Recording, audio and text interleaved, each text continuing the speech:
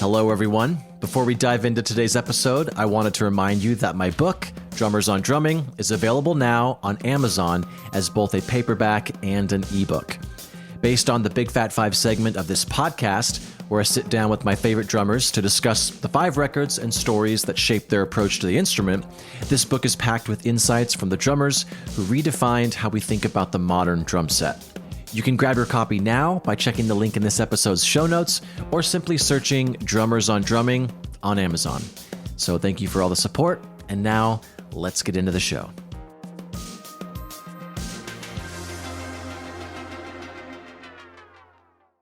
Hello. Welcome back to Big Fat 5, a podcast financially supported by Big Fat Snare Drum.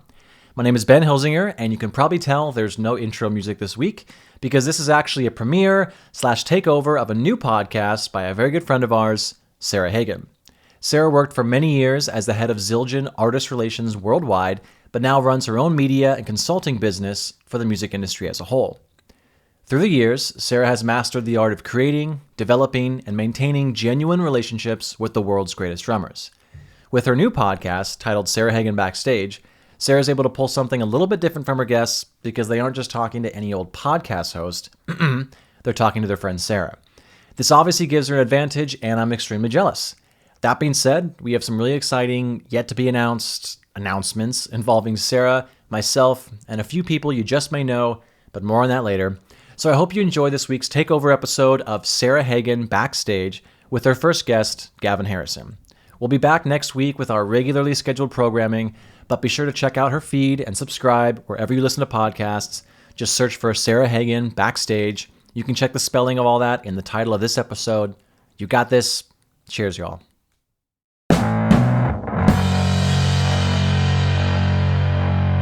You're listening to Sarah Hagan Backstage, with interviews and insights from years inside the music industry. Join Sarah as she talks with masters of their crafts, finding out what makes them tick both inside and outside of the music business. This week, Sarah talks with Gavin Harrison. Welcome to Sarah Hagan Backstage. Today, I am so excited to have Gavin Harrison on the show. Gavin is a true drummer's drummer, and he is best known as the drummer in the progressive rock bands King Crimson, Pineapple Thief, and Porcupine Tree. Gavin is also an in-demand clinician and studio musician. Today, we are going to talk to Gavin about how he got his start in the industry and how he became one of the world's most respected drummers. Stay tuned for an inside look into the life of Gavin Harrison. Hey, Gavin. Welcome to Sarah Hagan Backstage. Hello. Welcome to my backstage. Yes, there. Right behind you is your backstage, right? Exactly. At least for now. Oh, well, thank you so much for being here today. I so appreciate you taking some time. We're really excited to talk with you today about your career and what you're up to now. But I think we want to start by going back a little ways and talking about your start in music. And I don't think we've ever talked about this, how you kind of got started playing the drums and what made you want to start playing. So if you can give us an idea of how that all came about, that would be great. Yeah, sure. I mean, my dad was a professional jazz trumpet player. So I was always around music probably before I can even remember. My dad liked playing music in the house. Sometimes I can remember him having friends over and them having a jam in the front room. And so I was very excited about music. I loved music. Me and my brothers all tried to play the trumpet. I was probably the worst of the three of us. It just wasn't me. I was into dancing. I was in dance school when I was 6. And then a friend of my dad's, a very nice drummer called Freddie Adamson, he gave me some drumsticks and I just took to it like, oh yeah, this is me, playing on the sofa, playing on the bed, pots and pans, the usual sort of thing.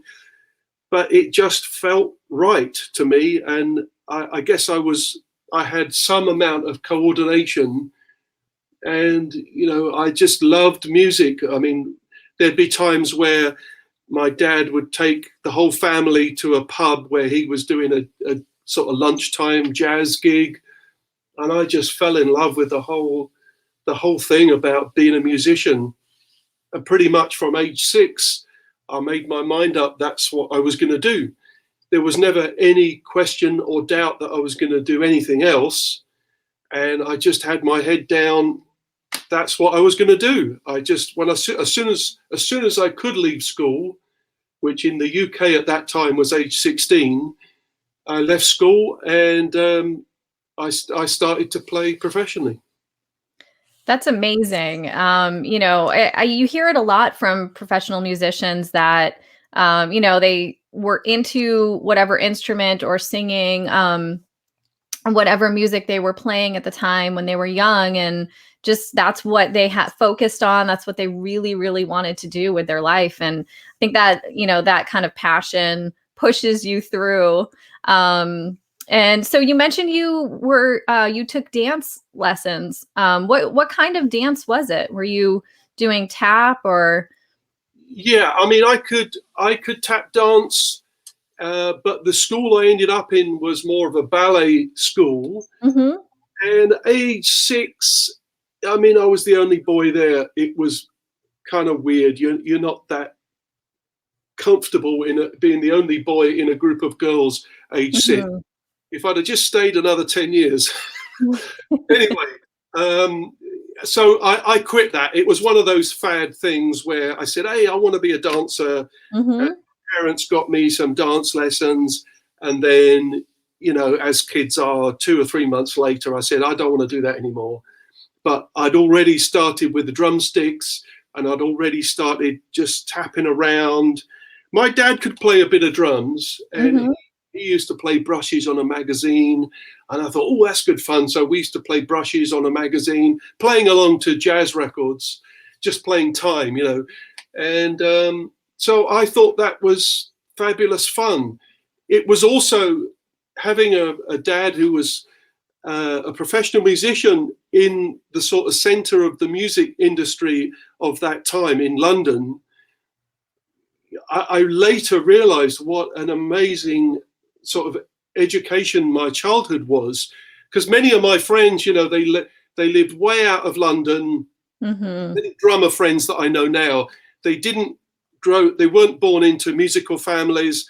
They grew up way out of London, being the capital sort of, center of music, and just dreamed one day, oh, when I'm big enough and I'm good enough, I'm going to move to London. I'm going to try to do something in London. So I was already born into it.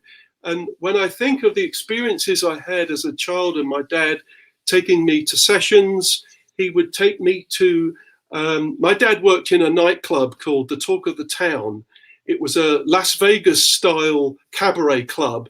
Wow. And, yeah, they would have international stars come and do a month of cabaret, like Judy Garland, Stevie Wonder, Diana Ross, Mel Torme, a massive list of people. And whenever there was quite often these stars would bring their own MD, usually a keyboard player, and they sometimes bring an American drummer with them. And so if my dad thought it was really educational to me, Mm-hmm. he would take me to the rehearsal in the afternoon, and I would stand next to the percussionist. A bit later, when I was about 12 years old, I would actually stand on stage with a black bow tie and a white shirt and a black jacket, so I didn't stand out to the audience. And I could stand and watch, Stevie Wonder's band playing. I saw, I got down in the afternoon, Pearl Bailey was, 1 month, Pearl Bailey was the singer, and her husband, Louis Belson, was there. Mm-hmm. Wow. And I've got a nice picture to send you of that. And I sat on Louis' drums, and I was about 13, and I sat next to him during the rehearsal. I mean, how many 13-year-olds get to sit next to Louis Belson for the day? It was an incredible musical sort of education to me. Mm-hmm. It was like the music school of life. I saw real musicians, high-level professional players working on a daily basis, recording or playing in this nightclub. So it was amazing, actually. I always dreamt about going to a music school later on in life, but I never did that. That is amazing, though. I mean, you grew up right in it, you know. I can't think of a better education than to just observe not only, you know, drummers, the instrument that you wanted to play, but the interaction between all the musicians and really like top level talent. That's just incredible. And so, you know, we think about the tough times some young drummers have, kind of convincing their parents that they want to play drums, and, you know, getting through that barrier of you know, getting into this loud instrument that takes up a lot of space in the home. But it sounds like you had support right from the start with your dad. Oh yeah, and my mum too. My mum was very, very supportive. She was a stay-at-home mum. You know, sometimes I can remember I would be in a room when I was probably 17, 18. I bought this enormous Gretsch kit with 2 bass drums and about 7 tom-toms. And I was in there playing, sweating away and bashing the drums. And I'd open the door. My mum is sitting right outside the door ironing, you know. Just sort of tolerated, well, not tolerated. She was very happy she never once said, "Oh God, can't you keep the noise down?" Or she was totally into it. She was very, very supportive of me, and of course my dad was too, and my dad's friends. Lots of his, you know, bandmates and session mates were so supportive. Their eyes would light up when I used to come to a session when I was a little kid, you know, and the drummer would say, "Oh, hey, bring Gavin over here. Let me get a chair. Let me put it there." Sit next to the drummer in the middle of a big band, and it was just incredible. That's amazing. You know, encountering musicians that kind of like take you under their wing and want you to succeed is, I think, it's key. You know, that support is pretty key. And you must have a lot of memories. I have memories of, you know, being a kid and specific songs that were playing in the background of whatever was happening at the time, that I hear them today and it just like brings back that moment, that feeling. And you can, you know, just almost, you know, you can just imagine that scene happening in your life, and you must have a lot of those moments. Oh yeah, I remember in 1973, my dad bought this record.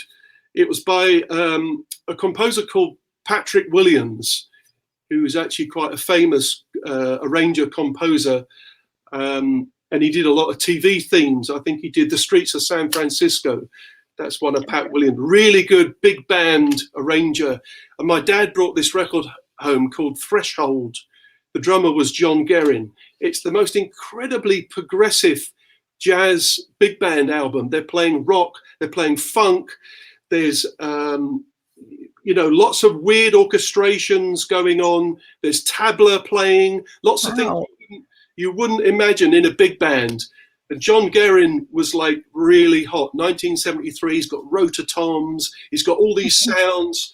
There's percussionists putting gongs into water, all those things you probably heard on those, you know, those Clint Eastwood, Dirty Harry films, Streets of San Francisco, that very progressive big band sound.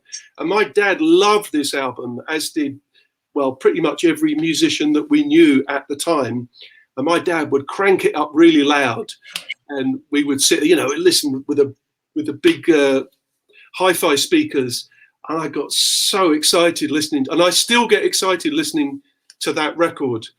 Other records I can remember, you know, getting into the era of cassette, where you had a cassette that had, you know, one album on one side, one album on the other side. And when I was probably 18, 19, and I started working a lot in London, I had this cassette that just played non-stop. One side was a Randy Crawford album called Secret Combination, and the other side of the cassette was a Randy Crawford album called oh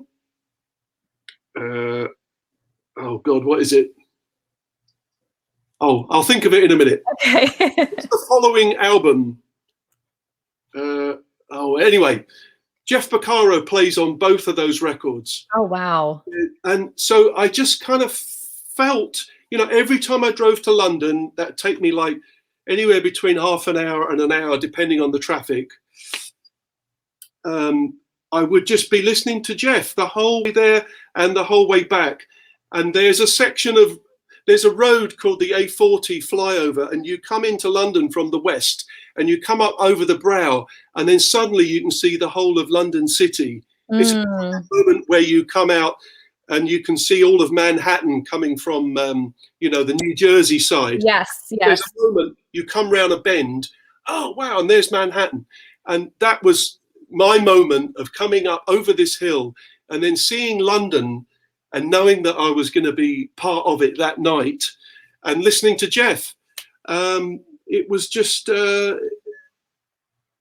incredible. Whenever I hear those songs, I can just see myself in my car driving to London, just hearing it. Yeah, it brings that back to you. That's amazing, and I can picture it as you're describing it. We'll have to talk about that other side, the name of the other side. We'll maybe put a link so people can look that up too, because I'd love to hear it and think about that vision of seeing London. And that's amazing. I mean, Jeff Porcaro, I feel like for me as well, he evokes memories of my childhood, just listening to albums with my parents. And a funny story was that when I was very young, most kids listen to lullabies while they go to sleep or something like that, kids albums. I had to listen to Rosanna over and over again. And my mom remembers, like, she'd hear the song ending and she'd sneak into my room and put the needle back so that I wouldn't wake up, or I wouldn't, yell for her to put it on again. So that's my memory of Jeff Porcaro as a child, just kind of connecting with that music. Yeah. Later on, the first time I came to the States was 1983. And I had another cassette that was my favorite. And one side was Joe's Garage. Mm-hmm. Some of them made me the sort of their version of the best of Joe's Garage. So they'd got it down to 45 minutes. Yeah. So it wasn't the whole album. And the other side was There and Back by Jeff Beck with Simon Phillips playing. So one side was Vinnie Colaiuta, the other side was Simon Phillips. So 1983, I was walking around the States or being on the tour bus with my old style Walkman, and this cassette I never got tired of it. It just, as soon as one side finished, it would go on the other side, and I just couldn't stop listening to it. I love that. And, and now, you are with those guys among the drummers that people listen to, as, especially for the drumming on the album, which is just kind of a fantastic thing. Yeah, I mean, it's nice. I mean, I actually knew Simon back when I was a kid because he lived about 2 miles from where we are right here now. Wow. And, I went and watched, I was probably 8 years old. Simon would have been about 12, 13. And I went and watched him play with his dad's band. And my dad was guesting in Sid Phillips' orchestra. So, and I remember after Simon's dad died, I remember Simon came round to our house with his mum, Judith, and he came into my I had a little shed in the garden with my drum set up, and he came in there. I would have been about 11 or 12 or something. Simon was 16. Wow. Oh my goodness. That's an amazing image in itself. And I love that you actually were playing in a shed in the backyard. It literally was a shed. Another thing, I might have a photo of that if I look through. My dad built me a shed. It wasn't particularly soundproof, unfortunately for the neighbors. It was kind of a shed with, old mattresses on the inside and pegboard smashed up against it. And I had all my drums out there. I used to practice in the evenings, but I would play with brushes, try and keep the noise down. But it was my space, It was great. That's amazing. But so Simon, you knew Simon when you were young, and did you grow up playing with them, or did you was Simon someone who kind of like helped you along the way, or was there anyone else that kind of you would count among those people that were influential to you that also kind of helped you along the way? Yeah, no, actually, I didn't have much of a relationship with Simon back then. Mm-hmm. I would love to have studied with him, but by the time he was 16, 17, he was off around the world becoming a superstar. A lot of my dad's friends were very helpful. There was the drummer I mentioned at the start, Freddie Adamson, a drummer called Paul Brodie, who was the drummer of the BBC Big Band. He was very, very encouraging. I would sit on his drums when they were meant to be having a break, and he would show me things. He would write things out. He would give me pairs of sticks. I mean, it couldn't have been a nicer experience. Plus, seeing him play and watching him work with the orchestra, with a conductor, trying to read. I'm trying to read the charts, taking in the whole thing. And of course, I had a couple of teachers. In my early days, I had a teacher called Joe Hodson, who was real old school kind of drummer. He was a show drummer. He played in the theatres in London, but he insisted that he wanted me to play match grip because in the early 70s, he thought that was the future. And ideally, he would have had me play left lead as well. He was a very progressive thinker, even though his own drumming was kind of old style. And he played traditional grip, of course, but he said, no, this is the future. You've got to get. He taught me sort of German grip, with the hands, the wrist on the top there, top of the palm. So it wasn't a finger thing; it was really a wrist kind of thing. And he taught me to read, and I would go and see Joe play shows in the West End, in the theatres. He was very, very supportive of what I did as well. But he was a tough teacher. There was plenty of times where I would come home in tears, or he shouted at me for not doing the homework. Oh right. No! He was tough cookie. Yeah, and that was great. That was great. My dad kind of oversaw the whole thing, and my dad obviously thought, yeah, he needs a hard time, this kid. Yeah. So occasionally it was tough love, Yeah. So sometimes parents, know when their child needs a little nudge, I guess. Right. That's amazing though. So you came up, playing, what style were you playing back then? What style of music were you playing primarily? Well, really jazz stuff, swing stuff. I guess when I got to about 13, 14, I started becoming interested in more kind of funk rhythms. And I was just starting to hear, drummers like Steve Schaefer and Steve Gadd, who were playing much more kind of straight 16th patterns that weren't swingy. And and I was hearing, bands like Earth, Wind and Fire. So I was really starting to get the idea of a backbeat, a rock rhythm, a funk rock rhythm. So that's really what I was interested in. That's amazing. And how did you kind of transition from that style to, the style that people primarily know you for with progressive rock? Yeah, I don't know. Some of it's necessity. Jobs came along in my past. In 1986, I was, during one of my many, many periods of being out of work, or at least not employed, shall we say, someone said, hey, I've just heard Iggy Pop is auditioning drummers in London. And if you ring this number, talk to this guy, you can get down there tomorrow. Oh, God, great. So what do I know about Iggy Pop? Well, not much. So I spoke to this guy who was running the auditions. He told me the name of the two songs that I'd need to learn. They're on 2 different albums. So I run to a record store, I buy the 2 different albums, I go home, I listen to the 2 songs.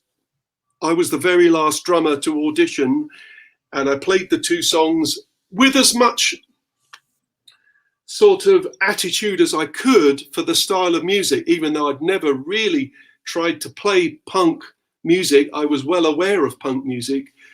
And surprisingly, I got the job. So I thought, wow, I don't know if I can play like that for 90 minutes. And then, I started playing with Iggy. So that changed the way I played. And I guess every job I've ever done has influenced me or pushed me a little bit in one way or another to learn a different way of playing that's going to suit that artist or that band or this arrangement. And every job I did kind of molded me a bit. I can remember in 1992, I got a job with an Italian singer. His name's Claudio Baglioni. And I didn't know who he was. I had to ring an Italian friend and say, who's this guy? And he said, oh, he's really big. He plays stadiums. What? He said, yeah. And I've just found out the bass player is going to be Tony Levin. I said, wow. Oh my God, Tony Levin, the guy who I had idolized at that Steve Gadd, Paul Simon concert only 12 years before, like the greatest experience I'd ever had of going to watch a group. And then, within about 6 weeks, I'm in a rehearsal room with Tony Levin. And it's like, I can't believe it.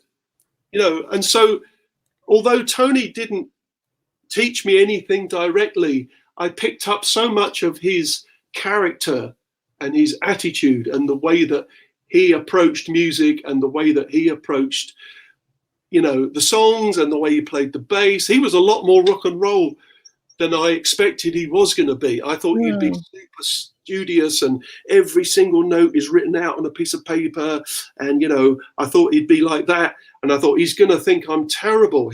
Tony's played with Steve Gadd. He's played with all these fantastic drummers. So I was pretty nervous, I think, the first time I met him.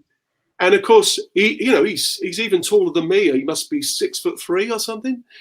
So I was pretty intimidated on the first day, but Tony's such a nice guy and his character was so warm and friendly. He made me feel so relaxed within the first couple of days. We were really good friends pretty soon.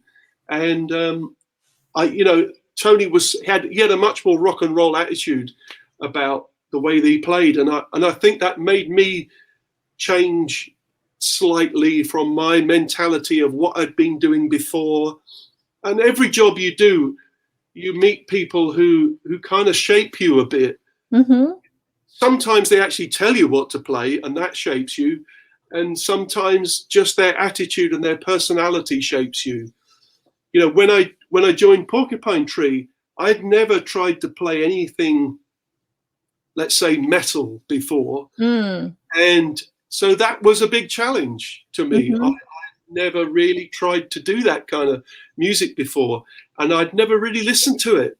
And Steve, the singer, he gave me an album of a band called Miss Sugar, and I'd never heard anything like it. So that was a big moment for me to learn about metal music and the attitude and the way to hit the drums and the way to play the patterns, trying to play, double bass drum. That was a big change for me, really, from what I'd been doing just before Porcupine Tree. Wow. That's amazing to hear that that was kind of the transition for you. And Meshuggah, that's like definitely some heavy stuff there for intro you into that style of playing. That's great. So Tony was kind of one of those people that you had looked up to and you had a chance to play with. Can you think of any other musicians that kind of fit that category as well, where you got a chance to play with them? It was someone that you'd always really admired. Oh yeah. In 1988, I did an album for a female bass player She's called Gail Ann Dorsey. She was the bass player for David Bowie for, I think, about 20 years. And she did a solo album, and it was produced by Nathan East, who, of course, I was a massive fan of. Someone else who played so many albums with Jeff Porcaro and Steve Gadd and all my heroes. And the plan was that Gail was going to play bass, but she was much more into singing and being a singer. So when it came time to cut the tracks, Nathan stood at the end, just at the end of my bass drum with a big grin on his face and played the bass. And I just wanted to laugh because it was like, this is ridiculous. This is Nathan East. And he's standing at the end of my bass drum and he had a big grin on his face. And the hardest thing was for me to just not stop and just laugh. But it was amazing to play with someone that good. And boy, he made me sound really good. So I learned a lesson that you can make other people sound better than they really are. Another bass player I worked with that was so good was John Giblin. He's a Scottish bass player. And John just always made me sound better. So he had this very special sense of time. It was exactly with the way that I was feeling. He sort of played inside my time. It's something that I can't even really quantify or even want to work out. It was just, there was some magic. I would listen back, we would do sessions together and I would listen back and I would think, I don't understand what John's doing, but he's like inside my time and it just feels great. That's amazing. And, you know, even though we were playing with clicks, we just kind of felt the time the same way. And I started to really recognize when things had a special feel about them due to the interaction of two or more players. Before that, you know, before those times, I just used to play the drums and hope for the best. I didn't always recognize when I could have made an adjustment, or the bass player or the guitar player could have made adjustments that we all fitted together and it sounded much better. We all just played and just, that was it. We just hoped for the best. So I think that was the first time that I really recognized that you could have a really special time feel with another player that's really on your wavelength. Right. Like something, you know, you were kind of like the same brain for a time period almost, right? Yeah, absolutely. I mean, everyone feels time in a slightly different way. You know, sometimes you're watching YouTube and you can hear an introduction. There's like a clavinet or something and a drummer's sitting there waiting to start. And when the drummer starts, I think, oh, I wouldn't have placed the beats there. That's not where I would have, you know, I can already imagine where my drums are going to go when I listen to the introduction. Say there's 8 bars of clavinet. I can already picture where I'm going to place the time. And then I might be watching a drummer on YouTube and then he comes in and I think, oh, I wouldn't have put the beats there. That feels all weird to me. Right. But it's not wrong or right. It's just, you know, a difference of how you feel time. Everyone feels time a little bit differently. And sometimes you find players that are really on your wavelength and can play time in a certain way. It's hard to explain, isn't it? Yeah, I think you know, it's also like any relationship or conversation with someone. Sometimes you have a conversation with someone and they finish your sentences, right? Or you're on the same page as them and you realize, oh yeah, they think like me. Or you have a creative, you know, partner who understands where your brain is going and you can kind of throw something out there and they pick it up. And I think like music is like that too, where you, you know, you're doing something together and you're on the same page and you finish each other's sentences, so to speak. Or, you know, sometimes it doesn't work so well like that. But, you know, that's why I think about like the musical relationship is really similar to other relationships in life. Absolutely. Yeah. I mean, it was something that my dad would always say, back in the days of when he was working in the nightclub, he would come home and he would say, "Oh man, we've got this drummer this month playing with this artist, and his time really sucks and it's driving us all crazy." And then other times my dad would come back and say, "Man, we got this guy called Charlie Persip, and he's backing the artist in the club that month. He's the guest drummer, and he just makes the whole band come alight." And it's quite interesting because this is way before the days of anyone playing to a click. This really is the drummer's time. It's not metronomic time. It's that drummer's time. And certain drummers, my dad would say, it was fabulous, and we all loved it. Everyone in the trumpet section, the saxes, the trombone players, everyone in the band loved playing with that drummer, or sometimes not. And it was always about their feel, always about their time, their sense of time. And the funny thing is that every once in a blue moon, the drummer of the house band would have a problem, like his car's broken down or something, and the band leader knew my dad could play drums. So my dad would sit on the drums and cover for the house band drummer sometimes. And my dad, he didn't have any coordination or anything. He could just play a ride cymbal, ding, ding, ding, ding, ding, and 4-bar bass drum and probably a little bit of left hand. And the band really liked playing with my dad on drums. No licks, no fills. He wasn't hitting crash cymbals. He was just playing time. And so he used to talk about that quite a lot, about the way the drummer was making the music feel. And that was very interesting to me, because as a young drummer, that's sort of the last thing you think of. All you're worried about is, how fast can I do this? And how many things can I hit? And, can I get a bigger drum kit? You're not thinking about how am I making the music feel? About can I play faster, and can I spin sticks, and, you're much more technically focused. The feel thing, the time thing takes a lot, many years later, you start thinking, yeah, actually, I can feel the difference. And I can do something about it. Yeah, and I would say that's one of the things that, people can recognize in your playing too, is just, you're not playing to play fast. You're not playing all over the place. You're not the flashy with stick tricks and things like that. But what you play always contributes to the music in a really kind of special way. And I'm wondering, like, how in the world do you come up with those parts? Your creativity, how does that process work for you when you're writing a part or coming up with something? How is your brain working to kind of process that?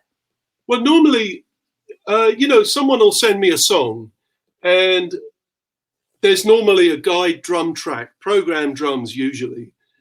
So the first thing I'll do is I'll listen to the song without hearing their program drums, just to think, okay, well, what would I want to play? What could I play through? I listen to the rhythms that are being played on the bass, on the guitar, on the keyboards, the vocals.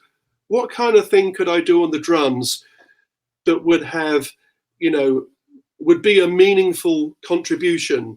Of course, I can just play time, dead straight time, try to just make it feel good, and that's good, that's enough.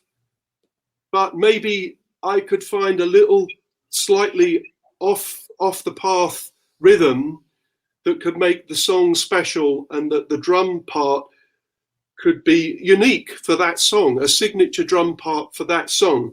I'm also well aware when it's not necessary, when I think, yeah, you know what, it just needs, the best thing I can do on this song is just play 1 and 3 on the bass drum, 2 and 4 on the snare drum, and 8s on the hi-hat. That's all this song needs. I don't try to, force in some clever drum part just for the sake of it. So depending on how complicated the song is, what I normally do is I put it on Logic Audio, which is just over there on my iMac, and I put coloured bars in on a MIDI track, empty coloured bars. So the intro, I might make that green. It might be 16 bars. It might be 15 bars or whatever. Then the first verse, I might do it in yellow. Then the bridge, I might do it in blue. The chorus, I might do it in red. That way, I can sit here playing the drums and I can see the section that's coming up next, because I'm trying desperately to not have to sit and write out a chart, a note for note chart, because at that point, I don't actually know what I want to play. If I write a chart, well, then I'm going to just have to write the amount of bars. So unless there's any tricky figures or odd time signatures or accents that I might need to write out, well, I will write those out. But mostly I'm just looking at coloured bars. I'm thinking, okay, well, that whole yellow section is the verse. So let me just play around the verse a few times and I'll start recording straight away. And I'll just play whatever comes into my head. It might be the simplest thing. It might be a complicated thing. And then I'll move on to the bridge and the chorus. And then I'll go to the computer and I'll just listen to 2 or 3 takes. And I'll think, oh, there was something nice there. But what I did in bar 4 of the first verse, the place that I open the hi-hat works beautifully around that vocal. So I've got to remember to do that. Now, I like this, I don't like that. I like this, don't like that. So I start making a map of the shape of the arrangement. Okay, so this verse is definitely a breakdown verse. So maybe I'm going to thin out what I'm going to play. Now, this chorus is very, very heavy. So maybe I'm going to be playing open hi-hat, or I'm going to be on a China cymbal or something. Follow the dynamics of the song. And I might work on the song anywhere between about an hour and a week until I think, yeah, I've got the best part that I can think of at this moment in time. It could happen that a few weeks later I listen to the song, or a few years later I listen to the song and think, I've just thought of a much better part. Damn. And sometimes it happens in a band where I've recorded the album, we start playing the songs live, and then one night I start doing something a bit different. I think, oh God, this is so much better than what's on the album. I just couldn't think of it at the time. You do your best at the time. That's all you can do. Probably every record I've ever recorded, I could now think of a better way to play it, or a better sound, or a better groove, or better fills. But, it's that moment in time. Mm-hmm. And I know what I'm looking for. I think I've done it so many times. I've got a good sense of when something is working and when something isn't working. When it might be a great drum part, but it's just not fitting the song. You've got to zoom out and think, okay, I'm thinking very much like a drummer here. Let me zoom out and imagine I'm the singer. Would I want all that distraction behind me at that moment in the song? No. So I'll carefully craft, design a whole rhythm, or a whole set of rhythms for the whole song, and then I'll present it to whoever the band or artist is, always imagining they're going to write back and say, oh no, I hated that. That was horrible. And 99% of the time they say, wow, great, love it. Okay, let's move on to the next song. Sometimes someone might say, oh, I think you could have done a bigger fill here. Or I was hoping that it would break down to just hi-hat and bass drum in this part. So it's easy for me to drop in. And, but you're playing drummer, engineer, arranger, and producer all in the same all under the same umbrella. Right. And working remotely, as we all do so much, there's no one here to give you instant feedback. I might do a song, work on it for a few days, send it to someone in Los Angeles. I don't hear back from them for 2 days before they might say, oh, could you play cross stick in the second verse? Oh, God. So by which time I might be working on something else. So sometimes I take a little photograph on my iPhone of the snare drum, the ride cymbal, the hi-hats I was using, maybe if I've changed crash cymbal. So I've got to remember I've got to go back to something I was doing 2 days ago to drop in. Right, right. And you've been doing a lot of remote recording, right? Through this time where we're in the midst of a pandemic and we're all kind of at home, quarantined. So you have your setup behind you. And I've seen your space, which is incredible. So you're really all set up to kind of do a lot of this work. Yeah, I mean, I've been doing it, I guess, for about the last 23 years I've been in this house with this special space for a studio. So, it's been an interesting learning curve, as well as from an engineering point of view, learning really how to mic drums up, how to mix drums, how to affect the drums in EQ and compression and all sorts of tricks you can do with the mixing part of it. And it's taught me a lot about playing the drums and being consistent, and how really you've got to play the mix you want.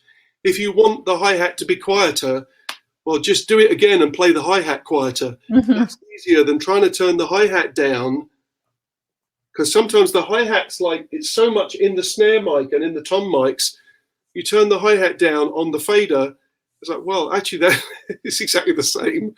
Right. It's like, I can't get rid of this hi-hat. All right, well, I'm going to do it again. Maybe I'll choose some quieter hi-hats, or I'll just remember to play them much quieter. It's much better that you play the mix than try and fix it in the computer later on. That's always the longer and less convincing route you can take. That's really some great advice for everyone who's recording at home right now. And we're looking at your setup behind you. We were on a clinic tour together years back, and I just remember how incredibly specific your setup was.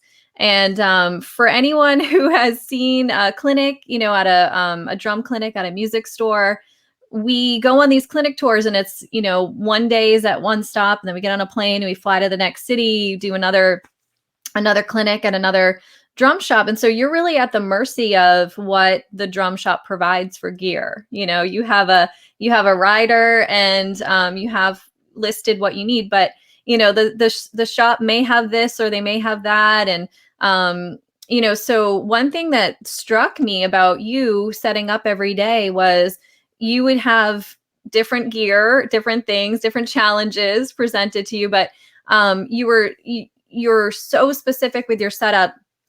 Everything is very, very precise, which kind of like translates into your playing, I think.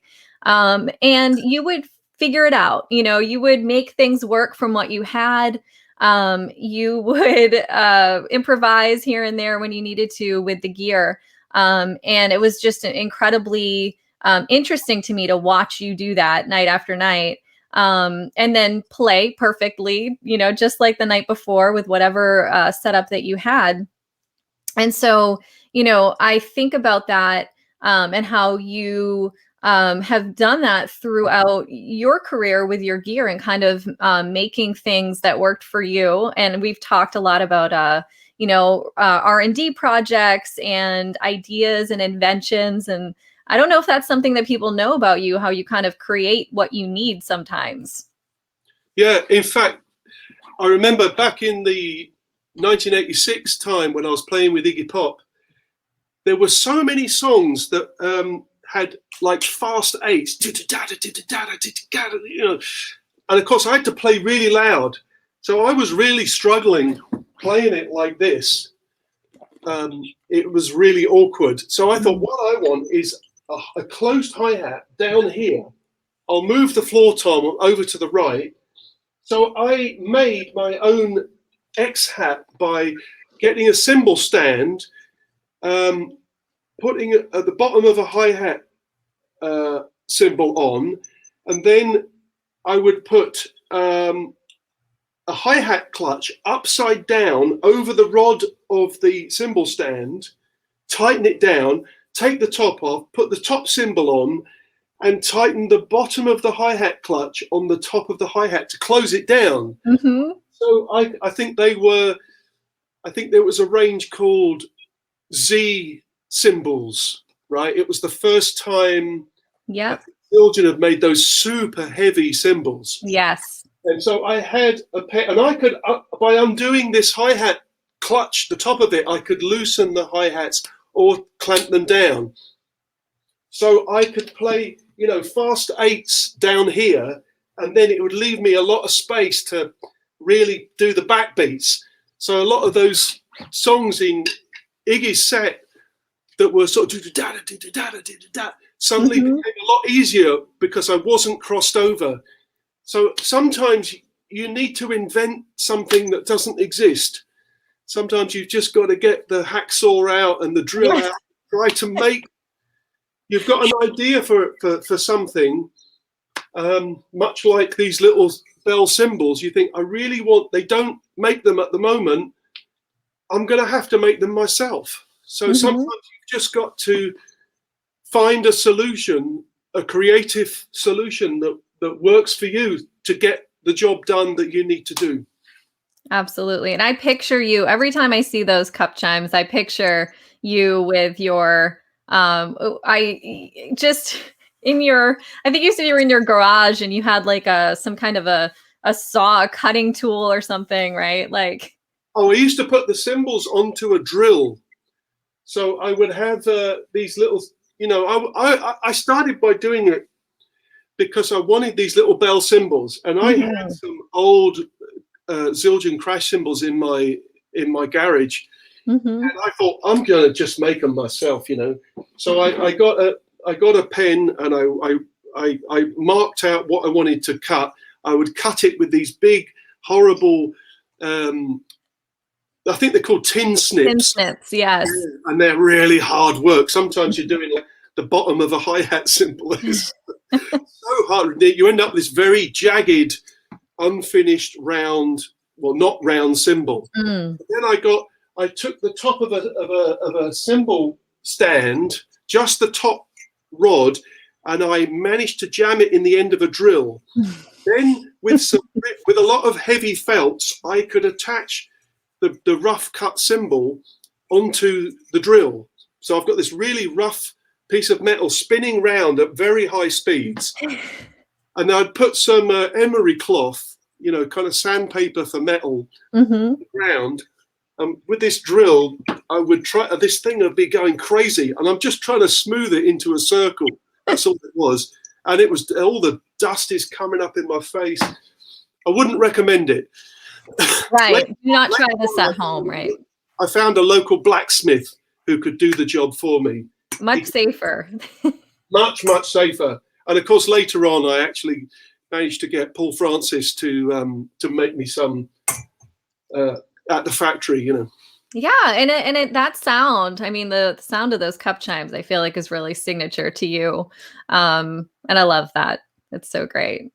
So I have a question for you. We see how precise you are in your drums and in your setup. I feel like when I picture you in your everyday life, Gavin, I picture the most organized human being. Like everything has its place. And I'm just wondering if that's true. Does that translate into your life outside of drumming? Not at all. No. I mean, I am pretty kind of crazy about drums, and I'm very particular about the tuning and the rims and the if I can find anything that would either make the job easier, simpler, less setup time, better sound, less vibration, any gadget from anywhere, if it's going to improve my total output, then I'm ready to do it. If I find some little gadget that's going to kind of transform something I do, then I'm there. I'm really, but the drumming part of it is really the only aspect of my life that I'm really that obsessive with. I haven't got all my underwear lined up in little, color coded, right? Yeah, I know people who are like that, You know, they have all their shirts folded, and it's all like you could put a ruler next to it, and all their socks and underwear are sort of in a straight line. I'm not like that. I don't actually care about that. I even wear odd socks. But the drumming thing was the only thing that I thought, I'm so interested in this. I want it to be as good as it can possibly be. So there's no point doing a sort of half-baked thing. I've got to go flat out and go to the nth degree to get it right. The sound, the performance, the recording, the microphones, everything. Get it as good as I can get it. And it's an ever-moving target. You know, I'm always interested in new gear, new sounds, new microphones, new plugins. Anything I can do that would improve my drumming, I'll do it.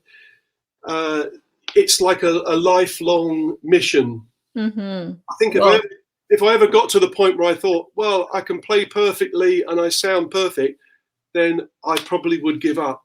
That would be the end of the road. I don't want to get to the end of the road. I don't think I ever will. No, right. It's always a process. It's a journey, right? Yeah. That's amazing. And I, you know, we hear you play in recorded music with bands all the time.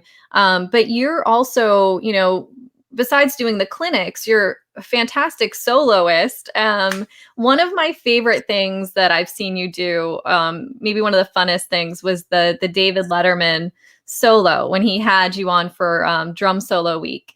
And I didn't know who was coming up on the show, you know, from show to show. So as people were coming on, I was like, oh, yay, it's so-and-so. I was so excited to see you on there because I knew that, you know, David Letterman must have asked someone, I know he's a drumming fan, but he must have asked someone like, who should I have on? And so to see you on there was so cool. So much fun. How was that for you? Well, very bizarre. Very bizarre. You know, I've seen Dave Letterman's show when I've been in the States, and on some distant sort of cable channel, you can see it over here in the UK too. But it's always been this thing that happens in another land, you know, in another galaxy. Mm-hmm. So to get a call, and the way it happened was Paul Schaefer, the MD of the show, the keyboard player, his son was having drum lessons with a drummer called Lou Calderola. Okay. And one day, they'd already done the first drumming week. Mm-hmm. And one day, Paul went to pick up his son who was having drum lessons with Lou, and he said, oh, hey, we're going to do another drum week on the Letterman show. Have you got any favorites? Who would you recommend? And he said, oh, I like this band called Porcupine Tree, and I like this drummer called Gavin Harrison. And I doubt Paul had heard of me. And he said, oh, okay, I'll check him out. And he must have checked me out, you know, on record or on YouTube or something. Mm-hmm. And then the next thing I know, I got a call from our manager. And he said, look, in August, you're coming to New York City to play on Dave Letterman's show. I said, with who? And he said, no, you're going to play a drum solo on the Dave Letterman show. Because I didn't even know about this drumming week. Yeah. And I said, what? Are you joking? He said, no, it's in 4 weeks' time. And I put the phone down and I said, what? That's unbelievable. And then I got an email from Paul Schaefer, and we started discussing what we're going to play. You know, he said, I want you to do 3 minutes 20 or 3 minutes 25 or something, and you have to use, I'd like you to use the band. And I thought, wow, what can I do in that specific time frame? Mm-hmm. I had all these big band charts that I'd done for, that I'd worked on, you know, with Lawrence Cottle. And I thought, you know what, I've been the drummer in the house band of TV shows. The chance of rehearsing is always that's the last thing on the list. You know, they're doing lights and cameras and makeup. They always forget about the rehearsal part. So I said, look, let's just do the Chicken. That's a really easy song. Everyone knows the Chicken. And so I worked out an arrangement of the Chicken on my computer with a tempo, and that would bring the whole thing to 3 minute 22 or something. So I wrote back to Paul and said, look, this is what I'd like you to do. I'd like the band to play the head of the song. I'll play a 15-bar drum solo. On bar 16, we'll all play ba-da-ba-ba-ba-ba-da-ba. Then I'll do another 15 bars. That will happen 4 times, and then we'll play the head again. But actually being in New York City, in the theatre, getting called up on stage, you know, I was sitting in the empty audience seats watching the rehearsal and getting pretty nervous. And then the stage manager walks on and says, "Okay, is Gavin Harrison in the building? We're going to do the drum solo thing." This is like, you know, an audition at school or something. You know, and there's Will Lee on bass. I mean, one of my absolute heroes. I'm going to play with Will Lee. This is unbelievable. And I got up on stage and played, and it went great. It went really, apart from the fact I dropped a stick, but it went very well. I had prepared more or less what I was going to play, not note for note, but what I'm going to do in the 4 solos. I'm going to first solo, I'm going to do this kind of thing and a bit of that, and then the second solo, because I know that when I get up there, if I hadn't prepared anything, more than likely my head would go blank and I would just play a load of rubbish. Under pressure, I know what happens under pressure. I've played under pressure a lot of times, and I know what can happen to you, and that your mind can just turn to mush. You can't remember what day it is. You can't play the drums. Everything's foreign. The lights are on. The audience, there's cameras everywhere. The pressure can really get to you. And it was a lot of pressure. I sat in the dressing room watching the show. I was the last thing on the show, of course. So I had to sit there watching 55 minutes of the show in my dressing room, thinking, "Oh my God, there's no way out of this now." And they say, "Okay, we're going for a break, and we'll be back with Rose Byrne and Gavin Harrison." And every time he said my name, it just sounded so foreign. Like, what am I doing here? And then before you know it, he said, "Okay, we're having a break, and after the break, we've got Gavin Harrison." And then I'm standing there, and Dave Letterman came over, and he said, "Oh man, nice drums, and hey, so you're from England? Yeah, blah blah. Okay, 30 seconds."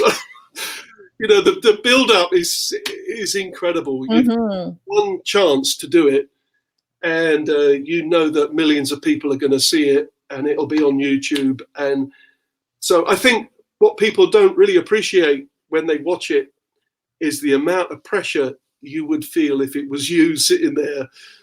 That's something else. It's easy when you're sitting back in your armchair watching it and think, "I could have done that. Well, why did he play that? Oh, I could do that." Yeah, wait till you're sitting there. The amount of pressure is crazy. I can imagine. I'm actually like, I can feel the nerves. I feel it. But it was so great. And I don't know if you've seen, there's someone put together a collaboration, like clips of David Letterman saying, "Great drums. Oh, I love your drums." You know, he, with all the all the guest musicians on the show over the years. I love that. I actually selected a set of cymbals for David Letterman once. He wanted a kit. He was really specific about the sound that he wanted for his cymbals. So he's just a fan of drumming, which I love. Yeah, and how cool. You know, I know Johnny Carson was really into drummers too. And Johnny could play a bit, and probably that rubbed off on Dave Letterman. You know, and Dave Letterman did thousands and thousands of shows, and every night he's got a band on. And you know, you've got to hand it to him. That was quite a brave move to say, "Oh, do you know what? Let's not have a band on this week. Let's just have the drummer do a solo." And of course, the first week, you know, Anton, the house band drummer, played, and he's a fantastic drummer too. Yeah. So to see that, you know, that a real primetime TV host would give the drummer some time is fantastic. Yeah, I loved that too. Just seeing you all up there, and all of the drummers that he had on are you know, you're all known for just your tasty playing. You know, like the solos are just really fantastic. You know, and musical, I guess is what I'm trying to say. So great move. I want to see more of that stuff on primetime television Yeah. when we get back after the virus. And speaking of where we're at right now, what does your kind of musical life look like coming up? Do you have some things on the horizon? What are you looking forward to in 2021? Virus? What virus? Yeah, well, all the touring got cancelled this year and has been pushed into next year. Mm-hmm. The next thing that we've got booked is June and July with King Crimson in the States. I just hope by then enough people have had the vaccine, that the virus has gone down so significantly that the authorities feel comfortable letting thousands of people into a space, because it can't work. If you say, look, we can only have a third capacity, well, then it just can't work, because no artist can afford to lose that much money. Mm-hmm. You really would just lose money. If there's only a third of the audience, they're not going to pay 3 times the price to make up the difference. And to be honest, it's normally 60, 70, 75% before you even break even. So playing to a third empty house is not an option. So I hope by June, the vaccines of the world have made their mark, and hopefully there's some kind of way that the virus is going down and that we can get back to touring as we used to, because this industry has been hit ridiculously hard.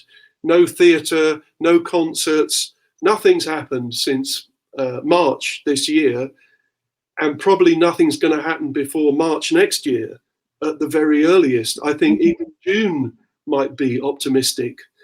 So there's that tour booked, and then after that there's a European tour with the Pineapple Thief booked. And again, we just hope it's going to be a possibility. Yes, my fingers are crossed as well that things can can get back. We'd say the new normal, that the new normal can take place. But I can't wait to see you all again and have you come back around. And I think that I agree with you. It's probably going to be into the middle toward the end of next year before things kind of pick up again. And we both have so many friends who are really affected by everything that's gone on. But a lot of new music is being recorded right now. We are seeing a lot of live streamed concerts, which has been amazing. Everyone trying to get out there and bring music, because music is what we all live for, it makes us all really happy. And I think we are staying positive through some of this new music that has come out, which is a good thing. So, but my fingers are crossed as well. We're writing and recording all the time. It's been a good year in terms of catching up with lots of projects and lots of sessions. That's been a godsend, really, that I've at least got the chance to record as well as practice. I know there's lots of drummers out there who can't get to their practice space, or they're sitting at home with a practice pad or electronic kit, and they're frustrated by that. And I fully sympathize with them. That's a horrible situation. There was plenty of times where I was relying on renting a rehearsal space, which probably I wouldn't be allowed to go to right now. So, right. I've been in a lucky, it wasn't the way I designed it, but it was the way it just worked out lucky that I've got a studio and I've got the drums set up the whole time. So if I want to practice or record, it's all here ready to go. Absolutely. And I think we're all a little bit anxious to kind of get out and see people again and interact with people. And part making music is bringing it to the fans. And I think that's a big part of being a musician is playing on stage, seeing the audience reactions, and then the tour life, which is, it's a whole other aspect in itself. And sometimes it's a lot of fun and sometimes it's tough. But those things that come out of the road, the time on the road, and the interesting people that you meet. And you recently told me a funny story. So we'll wrap things up on with a funny story about a fan that came out, and it was in Italy. Is that right? Yeah, I was setting up for a drum clinic in Italy, and I was with the promoter guy, and we'd set the drums up, and I played a little, and suddenly the doors burst open, and two Italian policemen walk through. I mean, they carry guns as well out there, which I'm not used to seeing. UK police don't carry guns.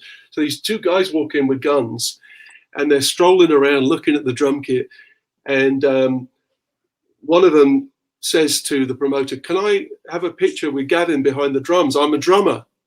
It's like, oh, wow. Meanwhile, I can hear their radios. They've got these radio in their pockets.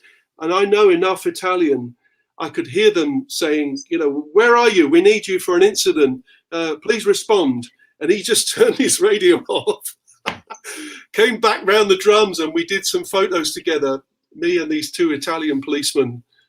Actually, I remember a time in the late 80s in Belfast, Ireland, where there was a lot of trouble in those days, and a British soldier was patrolling the arena we were about to perform in, and he had a massive gun, a humongous thing. And he came up on stage and he said, "You the drummer?" I said, "Yeah." He said, "Can I have a go on your drums?" I said, "Can I have a go on your gun?" Right. Yeah. Here, hold this. Imagine if he just handed his gun out. Here, hold this while I play your drums. He put it down on the floor behind the drums. I mean, I didn't pick it up, of course. But Could he play? Could he play? Yeah, he could play. It's amazing how many people you come across in everyday life, and they say, "Oh, I play drums." Right, exactly. So speaking of police, I have a funny story, and I don't know if you remember this, but we were on that clinic tour that I mentioned earlier, and we were in Memphis. And late, the clinic was really late, and I think we just grabbed a quick bite to eat afterward, but it was fairly late at night. We were right across the street from the hotel, heading back across the street was completely desolate. There was no one, no cars or anything. So we were just going to walk directly across the street to the hotel. But thought twice about it because we saw a police officer on the other side right by the hotel. And we thought, oh, we better not, let's not get caught jaywalking. And we got to get Gavin to the next tour stop the next day. So we went up, we did what we should. We walked up to the light and waited for the walk sign and crossed and went back to the hotel.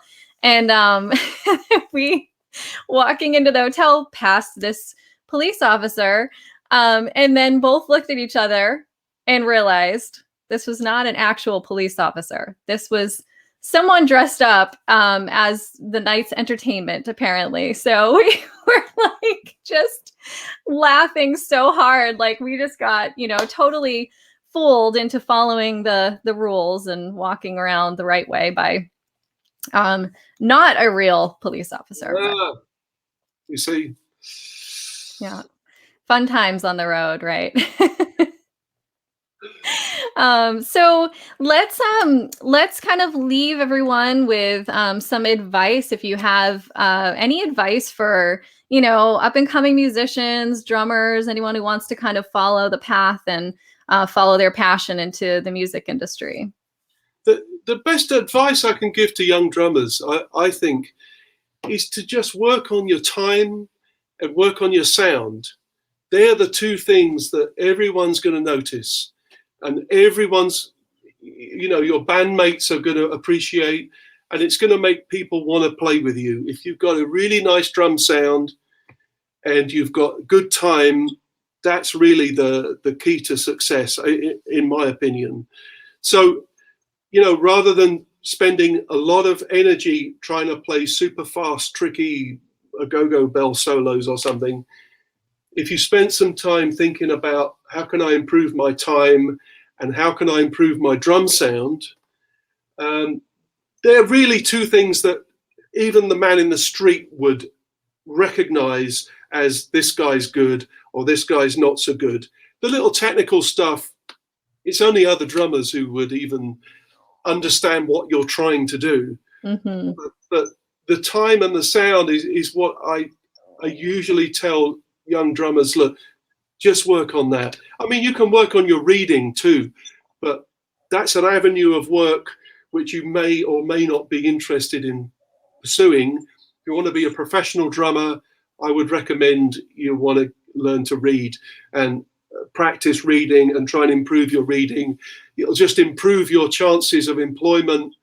There were plenty of times in my life where being able to read got me out of a lot of trouble and got my rent paid. Let's say, especially in the early days, you don't know what kind of job you might get offered, but having that skill was something that was very useful to me. It might not be useful to you if you're just playing in a covers band, in a rock band, or just playing for fun. It might be an avenue that you don't care for, but the timing is always important, and having a good drum sound is always important. Absolutely. That's great advice. Thank you so much, Gavin. It was great to see you, great to talk with you and catch up. And I so appreciate your time. And let's hope that, we get together and we're all able to be in the same room, hearing music, playing music this year. Absolutely. Thank you very much, Sarah. Thank you. Take care. Thank you for tuning in today. Join us each Tuesday for new episodes of Sarah Hagan Backstage.